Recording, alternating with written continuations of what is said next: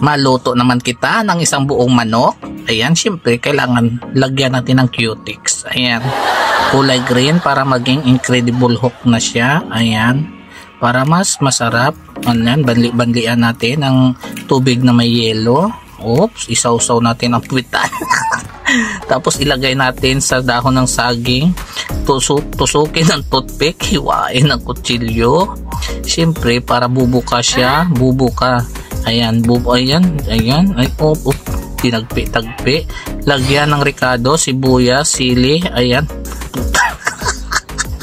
Biniyak pa sa gitna, pwede naman ilusot dun sa may puwitan. Tapos yung toothpick yun ang ano, ayan na, ilagay natin sa planggana. May tinidor na kakaiba at kutsara. Ayan, i-marinate natin. So dito magpritos kita ng isang buong repolyo.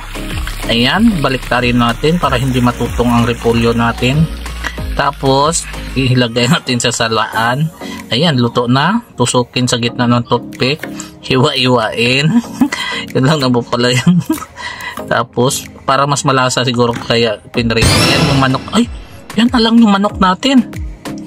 Ayun, tapos yung ano, ilagay natin sa mixer. Ayan, inano niya, dinurog. Ayan na, ayan ang resulta.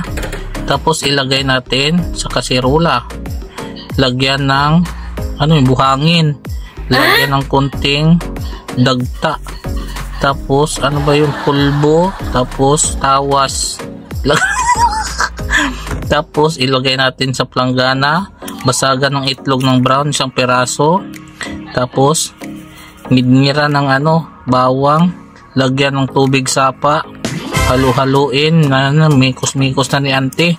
Ayan, hanggat sa gaging kanina tuyo na siya.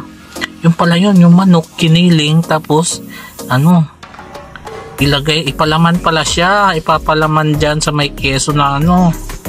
Yan. Wow. Oops. Ah, ano to? Kakaiba naman siya. Siumay! Magaling siya. Yeah. Tapos lagyan natin ng dikulay sa taas. Ayun na. Hiniwa-hiwa na ano. Carrots yun eh. Tapos ayan na. Pinaghalong carrots at saka yung piniritos natin ano. Tapos lagyan ng pulbo. 1 kilo. Lagyan ng tawas. Tubig. Tubig na magaling sapa. Ayan. Tapos imigos-migos na naman. Ayan ang resulta niya. Ayan na. Tapos saan natin to ano? Prituhin. Piniprito niya. Tapos ilagay sa kumukulong dugo. Kumukulo yung dugo ko nito kay ate. Paano magluto to eh? O yan, talsik-talsik niya. Ayan, luto na. Ilagay sa steamer. Ayan, para ano yung mantika.